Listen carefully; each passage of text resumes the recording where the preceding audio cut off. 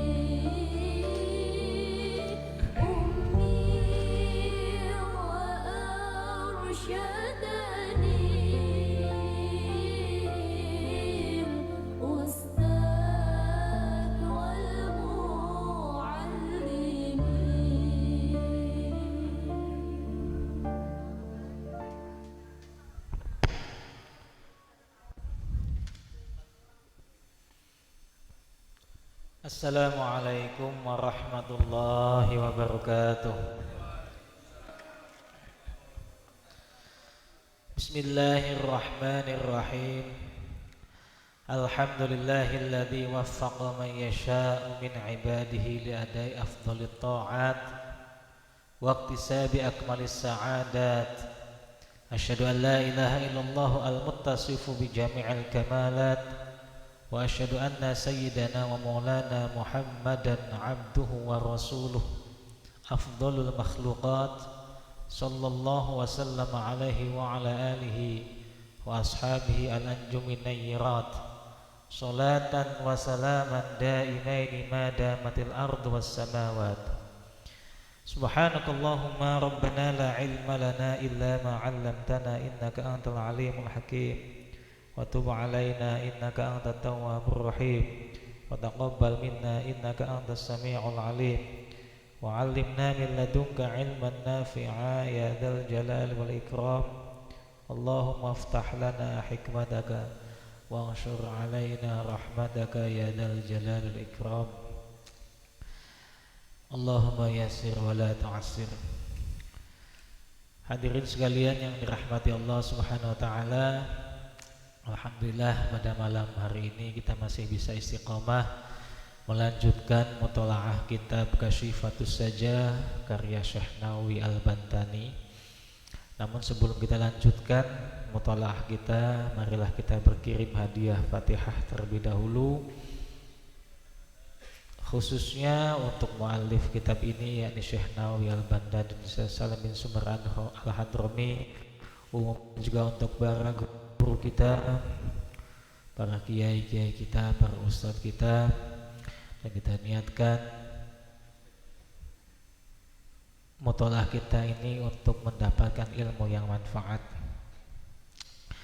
Nawaitu ta'lim wa ta'allum wa tadzakur wa tadhkir wa naf'a wal istifadah wal ifadah wal istifadah wa du'a ilal huda wa dalalatul khair ibtigha'a wajhillahi wa mardatihi wa qurbihi wa thawabihi wal fatih ila mu'allif hadzal kitab ya Syekh Salam bin Sumar Al-Hadrami wa Syekh Al-Bantani wa ila hadrati man 'allamana wa syekhana wa jami'ul ulama'i wal awliya wa syuhada wa sholihin wa ila hadrati Nabil Mustafa Sayyidina Muhammadin sallallahu alaihi wasallam. Al-Fatihah.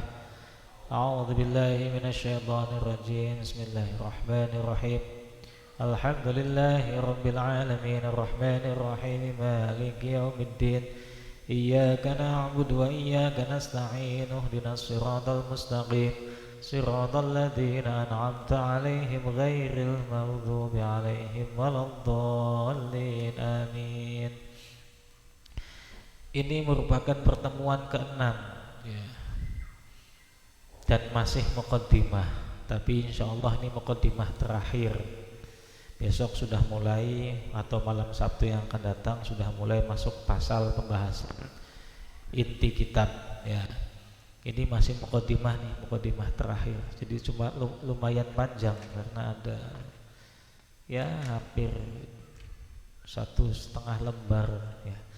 Kita bacanya sekali pertemuan setengah halaman, jadi ya 6 kali pertemuan baru selesai nih. Kita lanjutkan pembahasan kita. Bismillahirrahmanirrahim. Qala al-muallif rahimahullahu taala wa nafa'ana bihi bi 'ulumihi wa matana bi asrarihi wa ada 'alaina barakati amin ya rabbal alamin. Bismillahirrahmanirrahim. Wa la haula wa la quwwata illa billahil aliyyil azim. Ini kalau di kitab Safinah ya cuman berapa baris ya? Paling cuman 3 baris ini. Yang kita kaji 6 pertemuan. 3 baris cuma karena kitab syarah bisa jadi kasih patu saja, jadi ini 1,5 lembar ya. Yang tadinya 3 baris jadi 1,5 lembar. Karena emang ya salah satu cirinya kitab syarah itu ya mengelaborasi kitab matan yang kecil jadi panjang, dijelaskan panjang lebar. Kitab takrib misalnya diberi syarah jadi Fathul Qorib ya, kitab Fathul Mu'in diberi syarah jadi I'anatul Talibin. Yang tadinya Fathul Mu'in segini tipis ya sama segini ya, lebih tebal dikit lah ya, Fathul Mu'in. Tapi syarahnya kan 2 jilid gini tebal-tebal ya, karena memang dijelaskan secara lebih rinci dan lebih detail lagi. Safinah kitabnya kecil sekali, kalau jangan pernah lihat itu kitab Safinah itu tipis sekali. Berapa lama dibaca, sekali baca juga hatam itu Safinah. Sekali duduk dibaca itu hatam. Tapi kemudian diberi syarah oleh Syekh Nawawi Al-Bantani jadi segini banyaknya ya. Makanya jadi panjang pembahasannya. Wala haula wala quwwata illa billahil alil azim. Kalau kita artikan secara bebas, mungkin jenengan juga sudah pada tahu artinya seperti apa. Tidak ada daya dan kekuatan melainkan karena pertolongan Allah kan gitu ya. Artinya biasanya seperti itu. Ya memang seperti itu arti secara mujmalnya. Tapi ada pengertian lanjutannya.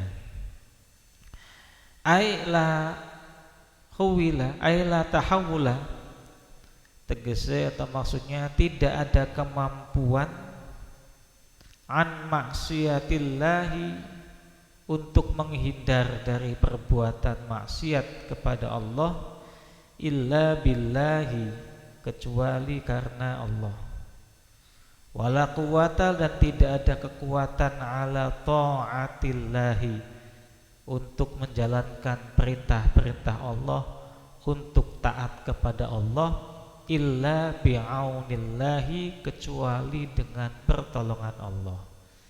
Jadi maknanya la haula wa la quwwata illa billahil aliyil azim, atau la haula wa la quwwata illa billah, itu tidak ada daya, tidak ada kemampuan untuk meninggalkan maksiat, dan tidak ada kekuatan untuk menjalankan taat, kecuali semuanya karena dikehendaki atau ditolong oleh Allah Subhanahu wa ta'ala.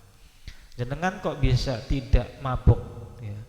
Jenengan kok bisa tidak terjerumus pada minum-minuman keras, tidak terpengaruh pada lingkungan yang mungkin narkoba ya, tidak terpengaruh pada perbuatan-perbuatan maksiat, dosa dan segala macam, padahal misalnya sanggup saja melakukannya, gampang saja melakukannya, atau kok tidak korupsi padahal kesempatan terbuka lebar ya.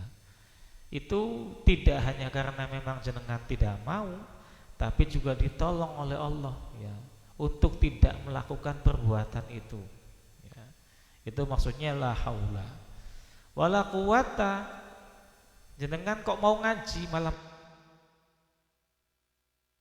kok tiba-tiba kerentek di hati, punya keinginan ngaji datang gitu kan. Ya apapun alasannya, entah karena tadinya merasa yang lain pada ngaji kok saya nggak ikutan ya. Atau nggak enak kalau nggak ngaji ya. Ya apapun alasannya, tapi dengan datangnya dengan melangkahkan kaki dengan ke tempat saya untuk ngaji, itu bukan cuma karena keinginan jenengan yang mungkin ada yang tidak enak, ada yang sungkan, ada yang segala macam, atau mungkin ada yang senang juga, tapi juga karena ditolong oleh Allah untuk meringankan langkah kakinya ke sini. Tanpa ada pertolongan Allah jenengan berat untuk ngaji. Tanpa ada pertolongan Allah jenengan berat untuk melaksanakan sholat. Tanpa ada pertolongan Allah dengan berat untuk melakukan ketaatan-ketaatan yang lainnya. Ya susah. Makanya kan banyak orang yang KTP-nya Islam, tapi ya maksiat jalan terus, sholat nggak pernah. Kan banyak kayak gitu di Jakarta, itu banyak kayak gitu. Ya mengapa saya bisa ngomong, karena dulu teman-teman saya yang seperti itu banyak. Ya dulu teman-teman saya, dulu rajin puasa Pak. Dulu, sekarang nggak kuat. Karena dulu berat badan saya itu masih 50-an, jadi puasa itu enteng. Sekarang udah 75, puasa berat banget. Jadi saya tirakatnya yang lain. Dulu saya waktu masih kerja, justru waktu kerja itu rajin banget saya puasa. Daud bahkan puasa, sehari puasa, sehari enggak, sehari puasa, sehari enggak. Posisi saya manajer, sales manager di perusahaan telekomunikasi, duitnya banyak Pak ya. SPG cantik-cantik. Distributor itu ngemis-ngemis ke saya kalau minta kuota ya, bos, kuota bos, minggu ini saya minta 1M kuotanya. Distributor minta kuota kan 1M, kadang-kadang 2M. Kalau saya bilang enggak, buat lu 200 juta aja, wah nangis-nangis distributor itu. Dan distributor mau melakukan apa saja agar bisa mendapatkan jatahnya. Mau ngentertain saya mau apa aja pasti dikasih. Ya. Cuman nggak tahu nih ada saya itu lagi soleh-solehnya, jadi saya nggak dapat apa-apa. Kalau yang lain dijak ke karaoke, ke mana gitu kan, saya paling bos makan siang di mana? Makan siang pun selesai gitu kan. Ya, jadi ya nggak tahu pada saat itu, berarti kan itu ditolong oleh Allah. Coba kalau saya nggak ditolong sama Allah, mana kuat saya puasa, mana mampu saya menahan godaan yang semacam itu ya. Susah lah. Pas lagi puasa kadang-kadang bos kita ke Merauke, kita makan seafood di Bandar Jakarta, lagi puasa diajak makan kayak gitu kan, mau nolak juga sayang sebenarnya. Bandar Jakarta Pak, ya sekali makan kan ya bisa tahu sendirilah harganya berapa. Kalau kita makan kepiting, makan lobster gitu kan. Cuman karena puasa ya, wah lagi puasa, dah lain kali seperti itu. Ya itu karena pertolongan Allah. Ya saya nggak tahu cerita jenengan seperti apa kan, jadi saya cerita diri sendiri aja. Tapi itu karena Allah, bukan karena saya kok hebat seperti itu, enggak. Ya karena Allah, termasuk jenengan datang ngaji juga karena Allah, termasuk jenengan meninggalkan maksiat juga. Itu karena Allah semuanya. Kalau nggak ada Allah yang membantu kita, mungkin kita sudah rusak-rusakan ini, udah acak-acakan ya, hidup kita udah ngawur udah. Hakadha, demikian keterangan ini waroda, datang apa tafsirnya la haula wala quwata illa billah yang seperti itu, anhu dari Nabi Muhammad alaihi salam, an Jibril dari malaikat Jibril, afada berfaidahu pada keterangan ini sapa syekhuna guru kita rupane Yusuf As-Sambalawi ini ya. Jadi keterangan ini datangnya dari Nabi Muhammad, yang mana Nabi Muhammad itu mendapatkan keterangan ini dari malaikat Jibril tentang makna la haula wala quwata illa billahil aliyil azim yang seperti itu tadi. Dan Syekh Nawawi dapat dari gurunya yang namanya Syekh Yusuf As-Sambalawaini, dari gurunya terus nyambung sampai Rasulullah Sallallahu Alaihi Wasallam. Ini namanya sanad ya, makanya penting sanad itu. Wal aliyu ya, yang utawi maknanya lafaz al aliyu ya, la haula wala quwata illa billahil al aliyi ya. Jadi wal aliyu, lafaz al aliyu itu murtafi'ur rutbati, tingginya derajat, ya. Al-munazzahu yang disucikan, amma dari sesuatu siwahu selain Allah Subhanahu wa taala. Wal azimi dan maknanya al-azim, wal azimu dan maknanya al-azim dzul azamati wal kibriyai, memiliki keagungan dan kebesaran. Qala berkata sapa As-Sawi, Imam As-Sawi, wa innama ata, dan sesungguhnya mendatangkan sapa al-musannifu, penyusun kitab ini, bil hauqalati, dengan lafadz hauqalah. Jadi musannif ini kan mendatangkan bismillah, kemudian alhamdulillah, kemudian sholawat, dan terakhir hauqalah. Hauqalah itu la haula wala quwata illa billah. Mengapa didatangkan semuanya itu? Li ajlit tabarri, karena dalam arah atau dalam konteks berlepas diri minhuma, dari merasa kuat dan merasa mampu, ya. Minhuma dari haulun wa quwwatun. Jadi musannif menuliskan lafadz hauqalah ini dalam rangka itu, fahadihi, maka ini tabarri itu alamatul ikhlasi, tanda-tandanya ikhlas, minhu dari Syekh Salim radhiyallahu anhu, radhiya semoga meridhai, Allahu siapa Allah, anhu kepada Syekh Salim bin Sumer al-Hadrami. Kama sebagaimana keterangan, qala berkata, hu ing ma sapa ba'dhum sebagian ulama, sahih amalaka, sahih baguskanlah amalaka pada amalmu, bil ikhlasi dengan ikhlas, wasahih dan baguskanlah ikhlasoka, keikhlasanmu, li ajli tabari, dalam arah tabari atau berlepas diri, ya. Minal hauli, dari daya, wal quwwati dan kekuatan, aidon juga, ya.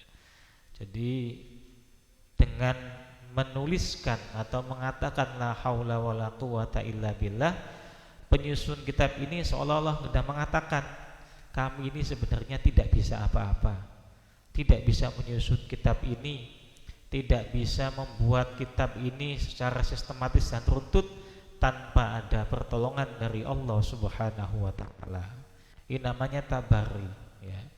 Sesuai dengan pendapatnya ulama, sahih amalaka bil ikhlas wa sahih ikhlasoka li ajli tabari. Kalau kita mau beramal, ikhlaskanlah amal kita. Kalau mau kita ikhlas, ya sudah, lepaskan saja semuanya. Ya, namanya ikhlas itu melepaskan diri. Enggak ada ikhlas kok masih saya sebenarnya ikhlas tapi saya gregetan juga, namanya belum ikhlas, ya. Kalau ikhlas sudah lepas, sudah. Semua yang mengganggu dan membelenggu, semua yang mengikat dan mengaitkan kita dengan hal-hal di luar kepentingan, di luar Allah, ya. Kepentingan apapun di luar Allah, lepaskan, ya. Kita merasa dizalimi, ikhlaskan, lepaskan. Kita merasa dicurangi, ikhlaskan, lepaskan, udah, ikhlaskan aja. Ikhlas berarti melepaskan. Bodoh amat lah. Kalau bahasa Betawinya bodoh amat, ya. Lo mau ngapain, ya terserah. Kita nggak terpengaruh. Kalau udah bodoh amat berarti harusnya nggak terpengaruh. Kalau bodoh amat kok masih bodoh amat tapi masih grundel, lah, berarti belum bodoh amat itu. Berarti belum mutabari, belum ikhlas. Kalau ikhlas ya udah, ya silahkan. Sampean mau ngapain ya silahkan. Kita mah tetap saja berjalan sesuai dengan rel kita sendiri. Sampean mau ngapain silahkan, ya. Sampean mau apa namanya, mau mengancam, mau kemudian mau membuat ontran-ontran, kalau kata Pak RT 1, ya kan, silahkan. Kita mah gak terpengaruh, ya.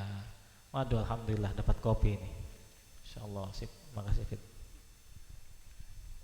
Ya, itu namanya berlepas atau melepaskan diri dari kepentingan-kepentingan yang lain. Itu namanya ikhlas. Iya, maka itu bermula hauqalah, itu ghirasul jannati, tanaman surga. Nah, hauqalah itu juga tanaman surga. kama sebagaimana keterangan fi hadisil mi'raj, dalam hadis mi'raj, lamma ra'a ketika melihat siapa Rasulullah sallallahu alaihi wasallam, Rasulullah sallallahu alaihi wasallam melihat siapa Sayyidana Ibrahim pada tuan kita Nabi Ibrahim alaihissalam, jalisan, halnya jalisan sedang duduk, inda babil jannati, di sanding atau di samping pintu surga, ala kursiyin, duduk di atas kursi, min zabarjadin, min zabarjad yang terbuat dari mutiara zabarjad, ahdara yang berwarna hijau. Jadi khawqalah atau lafadz la haula wala quwata illa billah itu merupakan suatu tanaman surga. Nah, ini keterangan ini ada pada hadis mi'rajnya Rasulullah. Jadi suatu ketika Rasulullah pada saat mi'raj melihat Nabi Ibrahim alaihissalam, ya, Abul Anbiya, leluhurnya, Nabi Ibrahim leluhurnya, sedang duduk di samping pintu surga, ya, di atas kursi yang terbuat dari mutiara yang berwarna hijau. Ini makomnya Nabi, ya. Ke makom kita di surga nggak tahu nih kursinya terbuat dari apa. Apa kursinya masih kursi plastik seperti yang di rumah, ya, atau sofa empuk yang kayak di rumahnya Pak Beno, ya, Pak Beno ada kayak ini, atau kursi rotan, nah, atau apa. Nah, kalau Nabi mah kursinya pasti kursi yang indah, yang dihiasi dengan mutiara-mutiara. Ini kursi Nabi Ibrahim terbuat dari mutiara hiasannya yang berwarna hijau. Qala, berkata Nabi Ibrahim li sayyidina Rasulillah sallallahu alaihi wasallam, kepada penghulu kita Nabi Muhammad sallallahu alaihi wasallam. Apa kata Nabi Ibrahim? Mur, perintahkan, umataka pada umatmu, fal taksir, maka perbanyaklah, min ghirasil jannati, dari tanaman-tanaman surga. Fa inna ardhaha, karena sesungguhnya tanah surga itu thayyibatun, bagus, wasi'atun, yang luas. Faqala, maka kemudian Rasulullah berkata, menanyakan kembali, wa ma ghirasul jannati, wa ma itu apa ghirasul jannati, wa ma utawi apa ghirasul jannati, itu tanaman surga. Tanaman surga itu apa? Faqala, maka menjawab sampai Ibrahim, itu la haula wala quwata illa billahil alil azim, lafadz la haula wala quwata illa billahil alil azim. Jadi Nabi Ibrahim bilang kepada cucunya Nabi Muhammad, Muhammad, perintahkan kepada umatmu untuk memperbanyak tanaman surga, ya. Apa tanaman surga? Kata Nabi Muhammad, tanaman surga itu la haula wala quwwata illa billahil aliyyil azim. Wa qala, dan berkata sapa Al-Qalyubi, Imam Qalyubi fi syarhil Mi'raj, dalam syarah kitab Mi'raj, faidatun, suatu faidah, ruwiya, diriwayatkan, an Ibnu Abbas, dari Ibnu Abbas radhiyallahu anhuma, radhiya, semoga meridhai Allah siapa Allah, anhuma, kepada Abdullah dan Abbas, annahu, sesungguhnya Ibnu Abbas itu qala, berkata, qala, bersabda Rasulullah, siapa Rasulullah sallallahu alaihi wasallam, man, barang siapa, masya, berjalan, ila gharimihi, berjalan siapa, man ila gharimihi, pada orang yang menghutangi man. Ya, ini ceritanya ada orang utang nih, utang, kemudian ia datangi orang yang ia hutangi, orang yang mengutangi dia, ya. Bihaqqi yu'addihi, untuk menunaikan hak-haknya, membayar utangnya, ilahi, kepada gharimnya. Sholat, maka membacakan sholawat, alaihi, kepada man, siapa yang bacakan, dawabul ardi, semua binatang-binatang melata yang ada di bumi, wa nunul bihari, dan ikan nun di laut, ay khitanuha, maksudnya ikan-ikan yang ada di laut, wa ghurisa, dan ditanam, ya, lahu bagiman bikuli khotwatin, setiap langkahnya. Apa ini? Tanam syajaratun, tumbuhan fil jannati, di dalam surga. Wa ghufira, dan diampuni lahu bagiman apa dzambun, dosanya. Wama, apa dzambun, dosanya ya. Jadi kata Rasulullah, yang berjalan untuk menunaikan kewajibannya membayar hutang pada seseorang, maka akan dibacakan sholawat kepadanya. Siapa yang membacakan itu, semua binatang-binatang melata yang ada di bumi dan seluruh ikan-ikan yang ada di laut. Nah, itu jumlahnya nggak kebayang. Makanya penting ini utang ini ya, tapi dibayar. Karena kalau dibayar itu Masya Allah, kita niat membayar utang ya, itu seluruh binatang melata, cacing ya, apalagi itu ulet-ulet ya, kelawang mungkin seperti itu yang ada di bumi ya, dawab, itu mendoakan dia ya, ikan-ikan di laut mendoakan dia ya. Kemudian juga ditanam di surga itu, satu kali langkahnya ya, itu satu pohon di surga. Jadi kalau kita utangnya pada teman yang jauh, wah kebayang itu ya, pohonnya banyak banget ya, itu bisa jadi kebun di sana, seperti itu ya.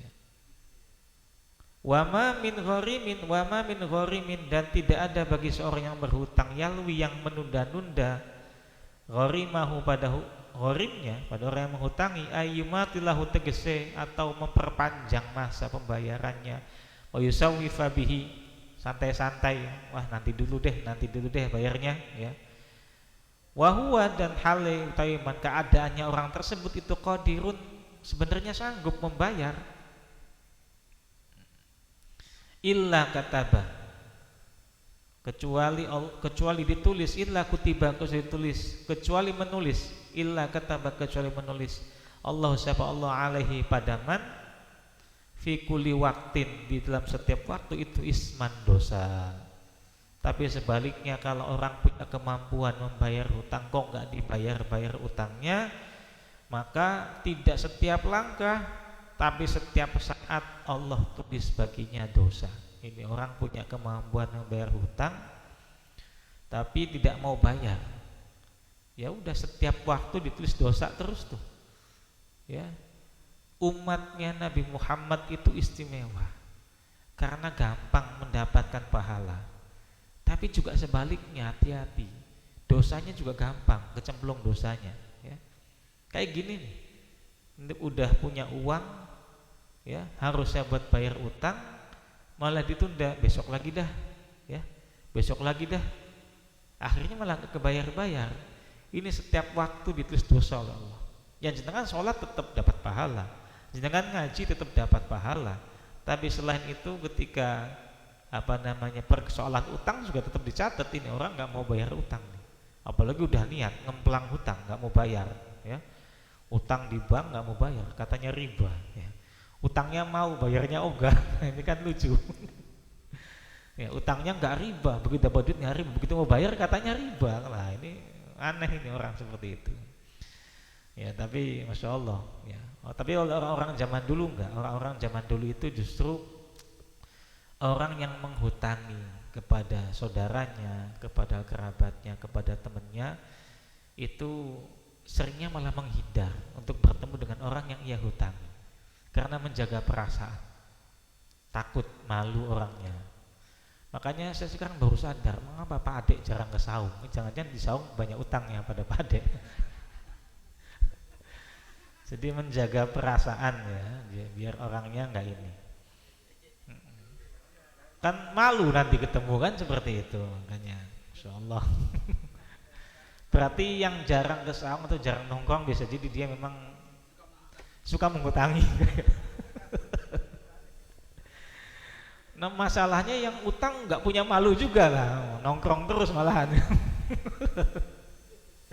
Kebolak-balik Masya Allah. Tapi zaman dulu memang kayak gitu. Ulama-ulama zaman dulu itu senang ngutangin. Udah ngutangin menghindar biar nggak ketemu ya kan? Karena takut, kasihan orangnya punya beban.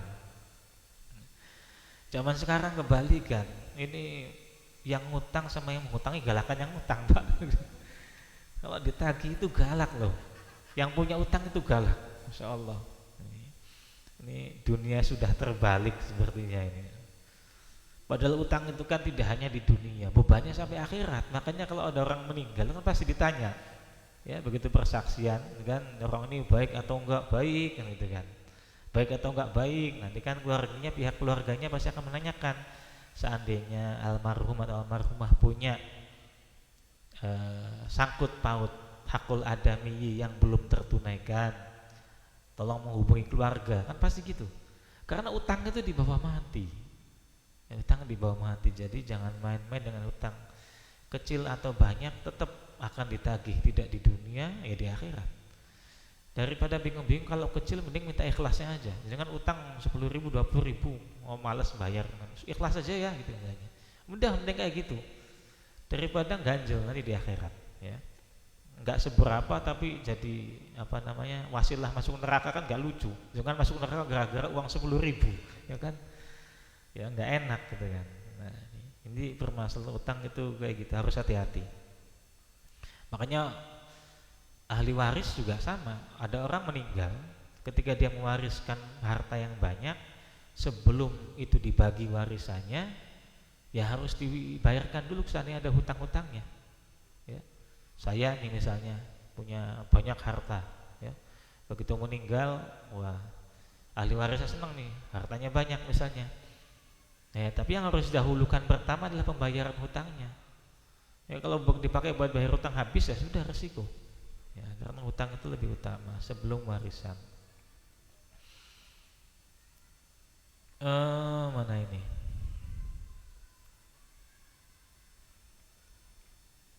Wa min khawasiha, dan sebagian atau setengah dari keistimewaannya lafadz la haula wala quwata illa billah. Itu perkara fi fawaidi syarji, dalam kitab fawaidi syarji. Qala, berkata Ibnu Abi Dunya, siapa Ibnu Abi Dunya? Bisa dengan sanadnya Imam Ibnu Abi Dunya ila Nabi sallallahu alaihi wasallam, pada Nabi Muhammad sallallahu alaihi wasallam. Ini sanad kalau dalam konteks ya ulama-ulama Ahlus Sunnah wal Jamaah, sanad itu penting sekali, ya. Sanad keilmuan itu penting. Makanya sanad itu juga sebagian daripada ilmu kita, ya. Ilmu tanpa sanad itu rusak ilmunya, karena dia belajar dari mana, ya. Orang yang belajar tanpa guru, maka gurunya ya setan, wasyaikhuhu syaiton. Makanya sanad itu penting. Kita mendapatkan ilmu dari siapa? Dari orang tua kita dari siapa? Dari gurunya, misalnya gurunya dari siapa, terus harus nyambung sampai Rasulullah SAW. Karena kalau sekedar belajar otodidak gampang, apalagi zaman sekarang. Zaman sekarang itu sedangkan mau jadi ahli hadis gampang, tinggal ngapalin aja, ngapalin indeks ulama. Ini non sewu ya. Zaman sekarang ini orang gampang banget kelihatan alim ketika sanggup mengatakan, ya, di depan jamaahnya, coba buka hadis Bukhari, ya, hadis yang kesekian, bab ini bunyinya tentang ini. Atau Quran, coba buka Quran surat ini, ya, halaman sekian surat ini ayat sekian. Itu dengan ngapalinnya bukan ngapalin Quran, bukan ngapalin hadis sebenarnya, ngapalin indeks, ya. Ya kan, buku indeks. Saya punya buku kitab, saya lupa namanya apa, belum saya bawa. Jadi saya lagi ngangsu kitab ini, kemarin saya dapat ini, ya, berapa jilid itu? 8 jilid. Ini di dalam ada 20 jilid. Majmu' Syarah Muhadzab, ya. Ini Fiqhul Islam wa Adillatuhu karya Syekh Wahbah, ya. 8 jilid, di dalam ada 20 jilid. Saya lagi ngangsur ngambilin kitab dari rumah saya, rumah Cirebon, ya. Karena juga bapak saya sudah gak sanggup membaca, yaudah saya bawa aja, sayang. Itu ada kitab yang, ya, indeks, isinya indeks tentang Quran, jadi lengkap. Mau nyari ayat berapa tentang apa ada semua. Jadi nggak usah ngapalin Quran, ngapalin indeks cukup. Nah, ulama zaman sekarang banyak seperti itu. Kelihatannya hafal hadis sekian banyak, tapi yang dihafalkan ternyata indeksnya saja. Jadi nggak benar-benar hafal. Beda dengan ulama-ulama zaman dahulu. Kayak ini Syekh Nawawi, Ya meskipun nggak dulu-dulu amat, tapi kan luar biasa, pemahaman hadisnya luar biasa. Dari hadis tentang bismillah dan hamdalah saja udah ketahuan. Ya penguasaan tentang hadisnya itu luar biasa. Ya itu karena dia memang belajarnya beneran. Ya belajarnya beneran sungguh-sungguh, ada sanadnya, ya mutawatir, udah jelas gurunya siapa, ya gurunya juga punya belajar kepada siapa jelas. Ya kayak saya misalnya, saya belajar di banyak guru, ya yang dari Butet misalnya Ki Mustamid gurunya siapa, misalnya bapaknya Ki Abbas gurunya siapa, Ki Hasim gurunya siapa, Mbah Holil Bangkalan, terus ya dari Jombang saya juga belajar Ki Jamal gurunya siapa, Mbah Wahab gurunya siapa, Mbah Holil Bangkalan lagi.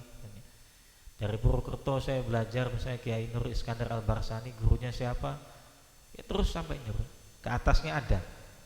Ya itu sanad namanya. Jadi nggak asal-asal belajar. Jangan ngapalin Quran juga bisa kalau mau sekedar ngapalin, ya kan. Nanti ngaku-ngaku jadi hafid juga silahkan. Nggak ada yang ngelarang, ya kan. Tapi harus ikut ditanggung sendiri.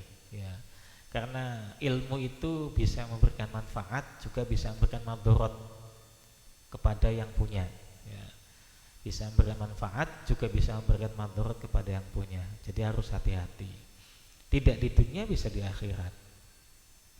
Nah ini Syekh Imam Abid Dunya mengatakan annahu sesungguhnya Rasulullah SAW qala bersabda man barang siapa qala berkata kulla yaumin setiap hari la haula wala quwata illa billahil aliyil azim, kalimat lafaz la haula wala quwata illa billahil aliyil azim berapa banyak mi'ata marratin 100 kali, maka lam yusib tidak akan menimpahu kepadanya apa itu fakrun, kefakiran abadan selama-lamanya. Nah ini penting ini. Jangan kalau ingin terbebas dari kefakiran, terbebas dari kemiskinan, dawamkan bacaan la haula wala quwata illa billahil aliyil azim 100 kali. Setiap hari 100, setiap hari 100, setiap hari 100. Ini ijazahnya jelas, langsung dari kitab Kasifatus Saja yang mengatakan Syekh Nawawi Al-Bantani, bukan orang sembarangan. Ini kemarin juga ada kan, apa tuh bacaan Bismillahirrahmanirrahim, ya. Bagaimana ketika itu dituliskan atau dibaca, ya. Berapa kali itu semalam, nanti malam itu kita akan terhindar dari kemalingan, terhindar dari kematian yang mendadak. Ya. Ini juga sama la haula wala quwata illa billah, kita baca 100 kali setiap hari dawam, ya. Kita mulazamahkan, maka insya Allah akan terhindar dari kefakiran selama-lamanya, ya. Fakir itu artinya butuh. Jadi belum tentu, kadang-kadang begini, persepsi kita tentang tidak fakir itu harus kaya. Kaya itu artinya banyak uangnya, banyak hartanya. Padahal definisi kaya itu enggak demikian. Kaya itu kebalikan dari fakir. Kalau fakir itu butuh, kalau ghaniyun kaya itu tidak butuh. Tidak butuh itu artinya apa? Ya enggak butuh, ya enggak pengen. Ya. Kalau jenengan masih butuh, berarti masih fakir. Sudah punya mobil satu, masih butuh mobil satu lagi, berarti masih fakir. Sudah punya rumah satu, kok butuh rumah lagi, berarti masih fakir. Makanya koruptor itu sudah kaya sebenarnya, tapi mengapa masih korupsi? Karena masih butuh. Jadi keinginannya tentang dunia itu luar biasa. Wah, saya masih butuh ini nih. Wah, anak saya belum pernah naik balon udara di Turki, harus ke sana. Ya. Duitnya nggak ada, ya korupsi. Ya. Anak saya udah kuliah, masa naik sepeda motor, wah nggak level. Mau saya beliin mobil, uangnya nggak ada dari gaji, ya udah korupsi. Kebutuhan itu yang membuat orang kemudian bertindak di luar nalarnya, itu berarti masih fakir. Tapi kalau sedangkan hidup sederhana, nggak punya beban dengan kebutuhan, enak, malah tenang hidupnya, tentram. Ya. Hidup sederhana tapi melihat orang lain punya mobil ya biasa aja, melihat orang lain jalan-jalan ke luar negeri ya biasa aja, sedangkan yang nggak pengen, yang nggak butuh, gitu kan. Itu udah cukup, udah kaya malah. Itu malah lebih tenang hidupnya daripada koruptor itu yang selalu dikejar-kejar dengan kebutuhan duniawi. Itu nggak akan tenang hidupnya. Nah, Orang yang mendawamkan bacaan hauqalah la haula wala quwata illa billahil aliyil azim 100 kali setiap hari, maka akan terbebas dari kefakiran, dari merasa butuh kepada hal-hal yang tidak perlu itu. Nah, ini fadilahnya luar biasa. Ini yang penting malah seperti ini. Ya, jangan apa artinya punya harta banyak tapi masih butuh terus, kan nggak selesai itu. Udah punya mobil, pengen punya helikopter, pengen punya jet pribadi, ya butuh terus, dikejar terus Pak, dan nggak akan ada habisnya. Waruya, dan diberikan fil khabari, dalam sebuah khabar aidan juga, idza nazala, ketika turun bil insani pada manusia, lawan manusia, muhimmun, perkara yang penting, watala, maka membaca la haula wala quwata illa billahil azim, lafadz la haula wala quwata illa billahil azim salasami'ati marratan, dengan 300 kali, farraja, maka memberikan jalan keluar siapa Allah anhu kepada man tersebut. Ketika orang dihadapkan pada suatu persoalan yang pelik, persoalan yang penting, persoalan yang mendesak, ada lagi nih ijazah yang berbeda, baca la haula wala quwata illa billah 300 kali. Ya, sambil berdoa mudah-mudahan diberi jalan keluar oleh Allah Subhanahu wa taala. Ini termasuk hal semacam ini sudah jarang. Tapi saya sendiri pernah mengalami dahsyatnya wirid, ya, dahsyatnya wirid. Sudah berkali-kali bahkan. Ya, sudah berkali-kali.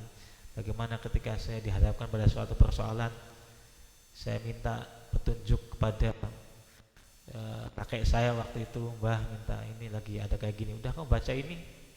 Tahu baca bismillah misalnya 12.000. Setiap 100 berdoa Bismillahirrahmanirrahim, dibaca 12.000. Itu rasanya benar-benar lidahnya udah keriting dah. Asli. Itu baca jam 10 mulai itu, selesai itu bisa jam 2, jam 3. Sila gitu. Udah.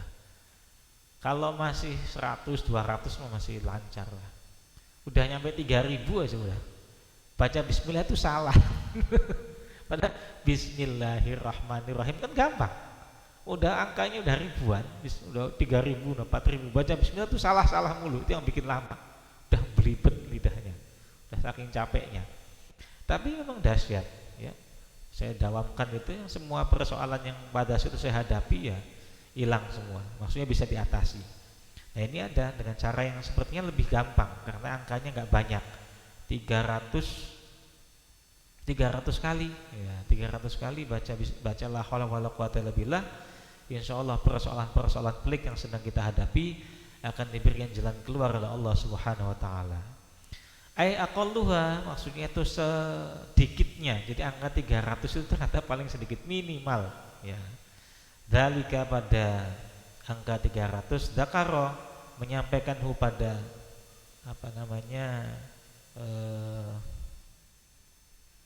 salah samiatin ini siapa? Syekhona, guru kita Yusuf, rupane Syekh Yusuf, fi khasyati alamir raji, dalam kitab Khasyah alamir raj. Tambihun, qala, berkata siapa? Al ulama radhiyallahu, semoga meridhoi sapa Allah anhum, kepada para ulama. I'lam, ketahuilah, annahu, sesungguhnya kelakuan, ini dhamir sya'an namanya dalam kitab nahwu, la yusabu, tidak dibalas, tidak diganjar,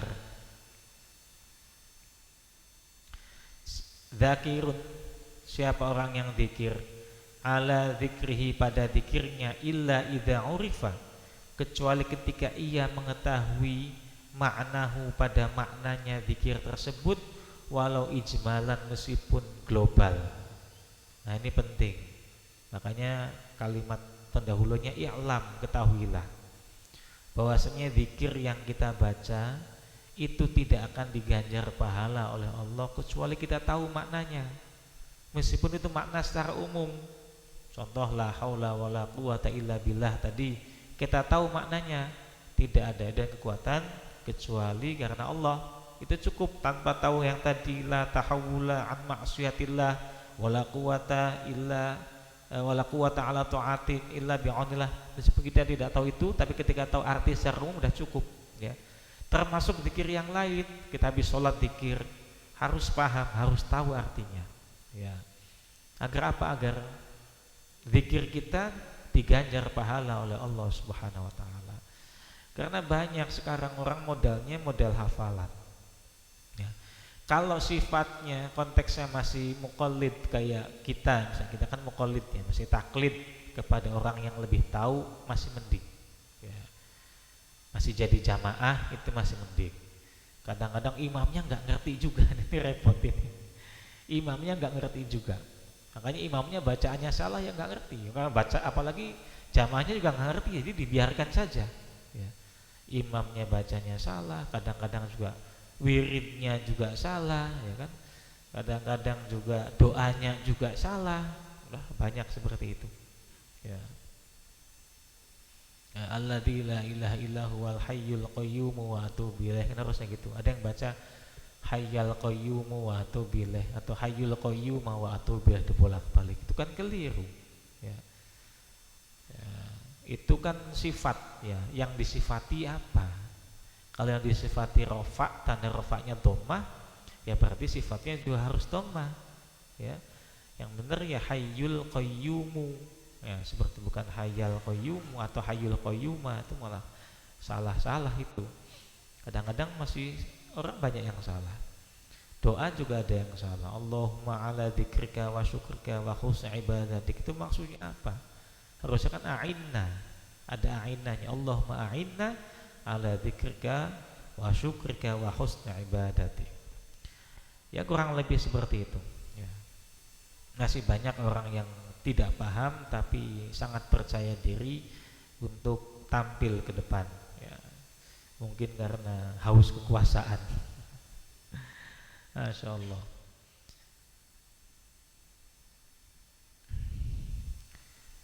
Bi khilafil Quran, kecuali berbeda dengan Quran, fayusabu maka diganjar siapa? Qari'uhu, orang yang membaca Quran mutlakon, secara mutlak. Beda dengan Quran.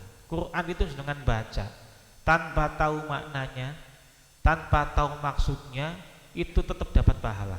Nah ini dahsyatnya Quran. Kalau Quran mau baca nggak ngerti nggak apa, baca aja udah. Nah, insya Allah pahalanya banyak. Nabaha mengingatkan ala dzalika, atas keterangan tadi siapa? Al-Qalyubi, Imam Al-Qalyubi. Faidatun, satu faidah. Qala berkata siapa? Al-Muqdisi, Syekh Muqdis rahimahullah ta'ala. Al-alif wal lam ya. Huruf alif dan lam utawi bermula huruf alif dan lam fi asma'ihi ta'ala, dalam nama-namanya Allah Ta'ala, itu lil kamali, menunjukkan faidah kesempurnaan, la lil umumi, tidak faidah umum, wala lil ahdi, dan tidak lil ahdi. Qala berkata Sibawahi, Imam Sibawahi, takunu ada lam ta'rifi, apa lam ta'rif lil kamali, untuk kesempurnaan. Takulu berkata siapa? Zaidun, utawi Zaid. Takulu berkata siapa engkau? Zaidun bermula Zaid itu ar-rajulu, seorang laki-laki, ay al-kama ay al-kamilu, tegas orang yang sempurna, fi rajuliyati, di dalam kelelakiannya. Jadi menurut Imam Sibawai ya, menurut Syekh Al-Muqdisi ya, alif lam dalam lafaz Allah atau dalam lafaz asma-asma Allah yang lain, kan ada Allah Ar-Rahman, ada alif lamnya, Ar-Rahim ada alif lamnya, Al-Maliku, Al-Qudusu, As-Salamu, Al-Mu'minu, Al-Muhaiminu, Al-Azizu, Al-Jabaru ya, dan seterusnya, kan ada alif lamnya. Alif lamnya itu alif lam ta'rif namanya, kalau dalam tukang nahwu mengatakan demikian ya. Alif lam ta'rifnya itu menunjukkan lil kamali, kesempurnaan, tidak hanya sekedar umum ya. Seperti lafaz Zaidun ar-rajulu, Zaidun itu Zaid, ar-rajulu seorang laki-laki, seorang apa? Kalau laki-laki kesannya umum, apa laki-laki yang keren itu apa namanya? Taruna ya. Taruna kan laki-laki yang berkualitas toh, pemuda yang berkualitas. Kalau kita bilang pemuda itu masih umum, bisa pemuda yang sakit-sakitan, bisa pemuda yang biasa saja, bisa pemuda yang apapun. Tapi kalau kita sebut taruna, itu pemuda yang punya kualitas yang di atas rata-rata. Makanya sempat kemarin ada beberapa diskusi di teman-teman song, apa bedanya, apa maksudnya arijal gitu ya.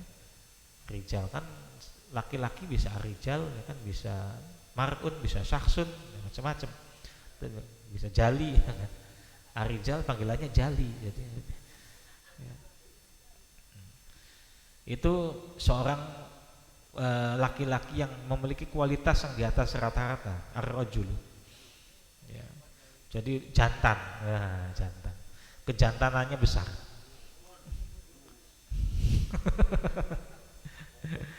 Orangnya maksudnya yang besar ya, jali kan besar ya.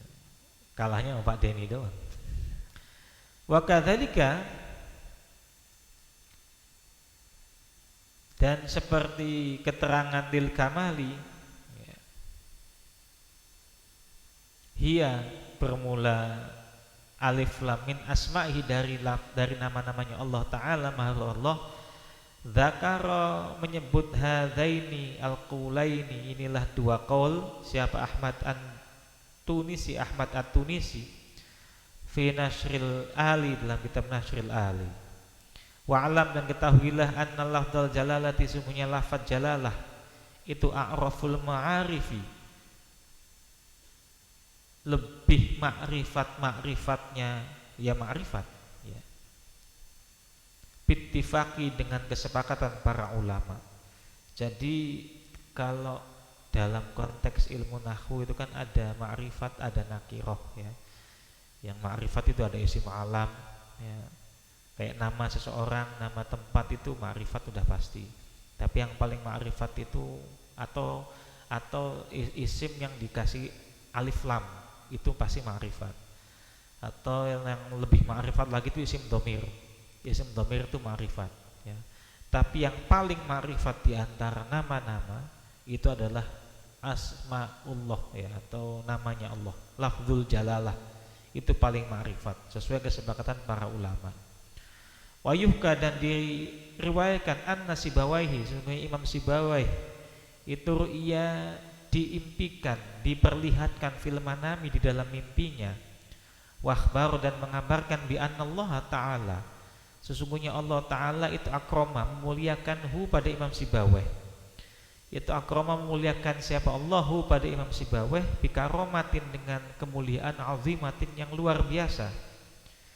Liqaulihi, karena ucapannya Imam Sibawai, inna asmahullah ta'ala, sesungguhnya nama-namanya Allah Ta'ala itu a'raful ma'arifi, lebih ma'rifatnya isim ma'rifat ya. Jadi ini wali ya, Imam Sibawai itu jadi wali karena ilmu ya. Makanya orang karena ilmu pun bisa jadi wali. Ada orang jadi wali karena ibadahnya mempeng ya, ibadahnya rajin, ibadahnya keras, ibadahnya luar biasa. Ada orang yang jadi wali karena pekerjaannya ya, pekerjaannya luar biasa. Ada orang jadi wali karena kesabarannya, sabar, punya istri cerewet sabar, punya istri ngambekan sabar ya kan, sampai jadi wali. Ini kayaknya yang paling umum sekarang. Nah, istrinya lebih berkuasa di rumah daripada suaminya ya kan. Jadi untuk jadi wali kayaknya gampang lewat jalur ini ya. Karena kalau jalur ibadah juga kelihatannya agak susah ya kan, jalur ilmu juga kayaknya juga sudah pada tua mau belajar ya. Tapi ada seorang wali yang dapat dari jalur ilmu. Contoh Imam Sibawai ini. Imam Sibawai ini wali, orang malaikat aja bingung ya. Ini dalam cerita anekdot, tapi wallahu alam kebenarannya. Imam Sibawai itu katanya pas di dalam kubur ditanya sama malaikat, man rabbuka. Sama Imam Sibawai ditanya, man itu kalimat apa? Malaikatnya kan bingung, Pak, nggak pernah belajar nahwu kan malaikat itu, nggak pernah ngaji kayak gini. Loh, ini ditanya malah nanya balik. Akhirnya protes, laporan sama Gusti Allah. Ini Gusti Allah, ini ada apa namanya, hambamu ini kok ditanya malah nanya balik kayak gini. Nggak apa-apa, itu kekasihku kata Allah. Ini Imam Sibawai. Nah, ini juga ada cerita yang berbeda. Kata Imam Sibawayh itu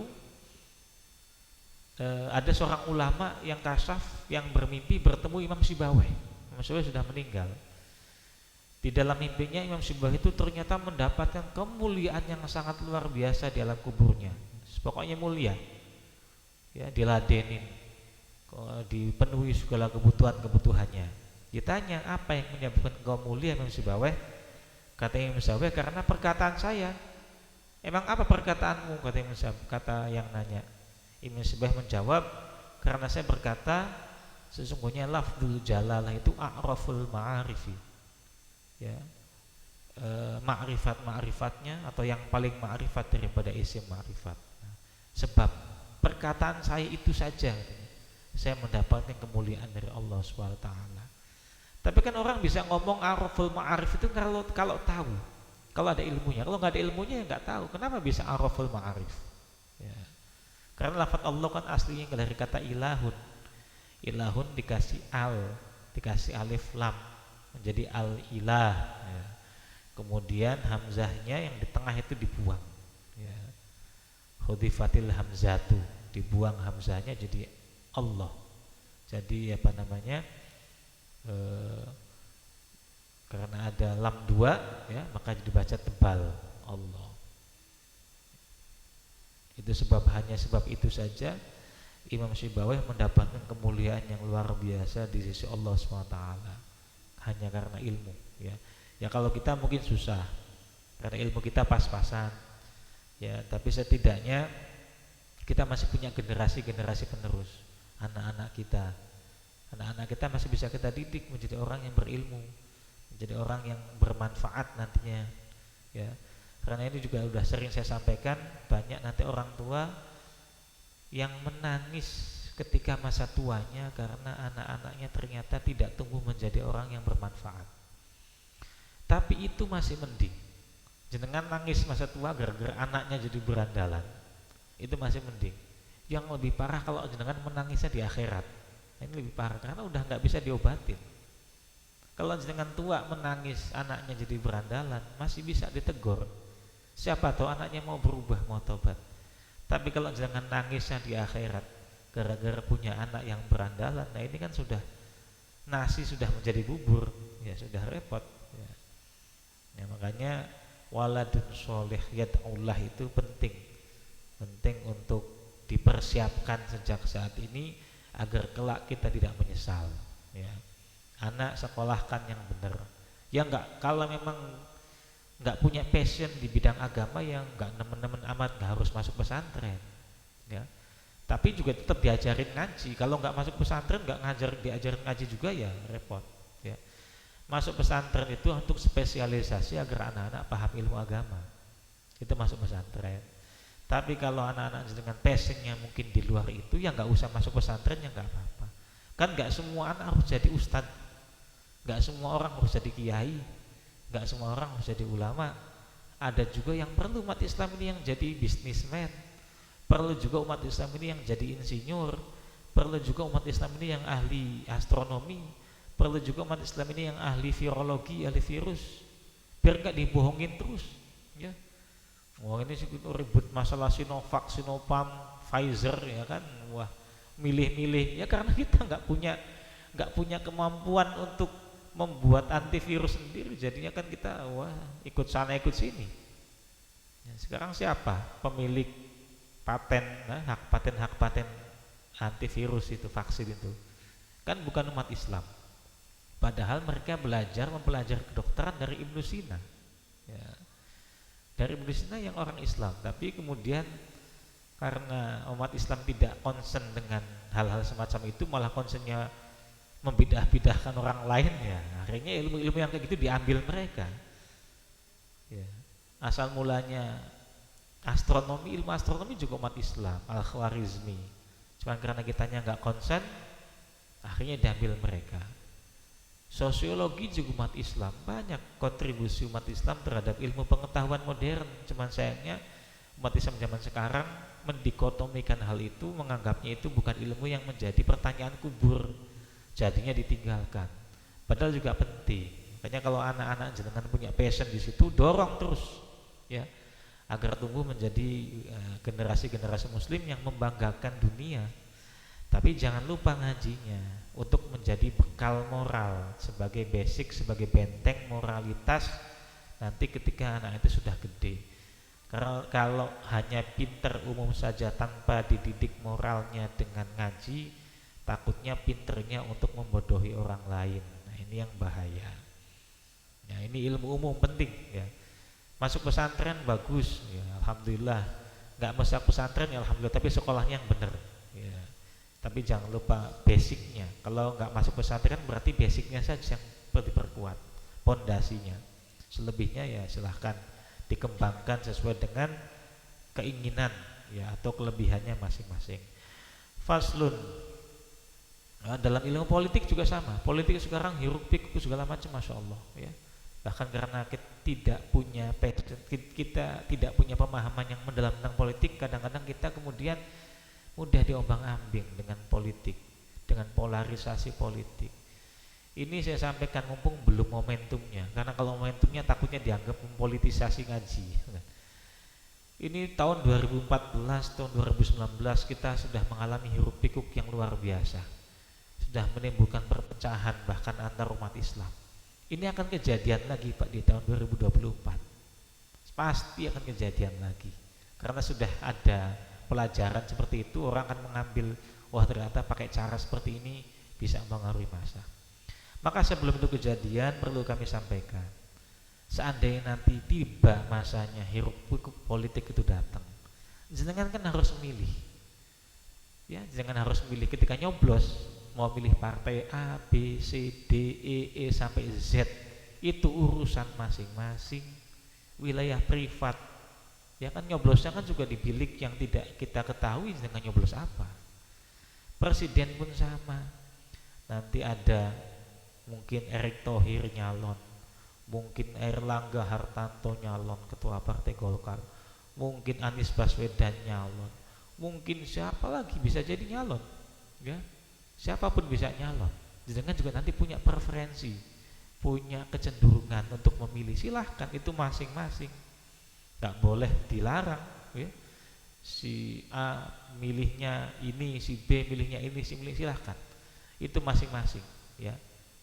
Jadi jangan sampai itu menjadikan kita terpecah belah. Ketemu bercandaan aja, nggak apa-apa, ledek-ledekan silahkan, jangan baper, itu malah lebih bagus kan, enak ya. Intinya itu wilayah privat, wilayah masing-masing ya kan. Ya sampai punya pilihan, mungkin bisa jadi berbeda dengan saya, bisa jadi, atau bisa jadi sama.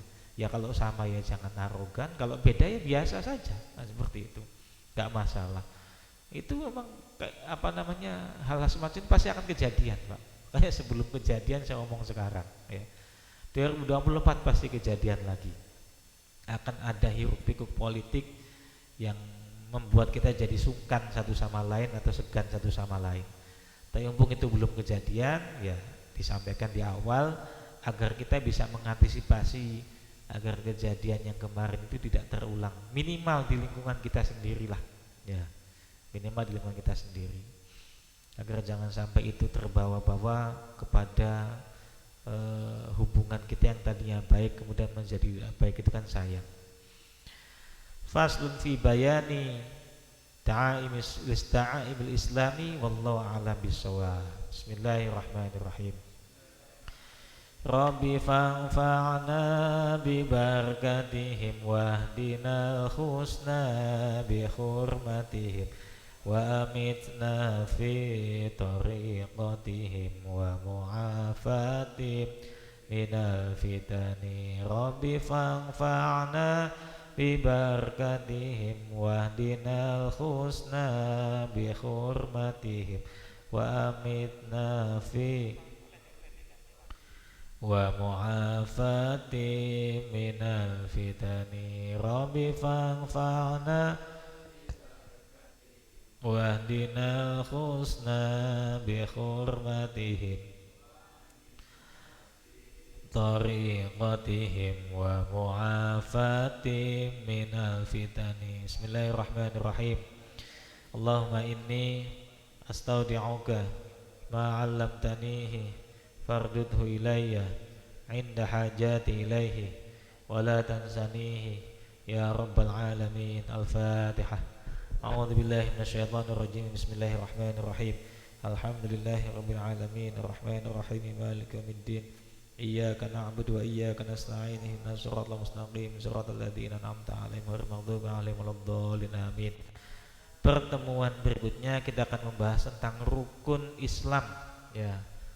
Ya kalau sekedar rukun Islam mungkin paham, tapi nanti penjelasannya ini panjang lebar. Insya Allah kita akan bahas secara tuntas pada pertemuan malam Sabtu yang akan datang. Hadanallahu wa iyyakum ajma'in. Wallahul muwaffiq ila aqwamit thoriq. Wassalamualaikum warahmatullahi wabarakatuh.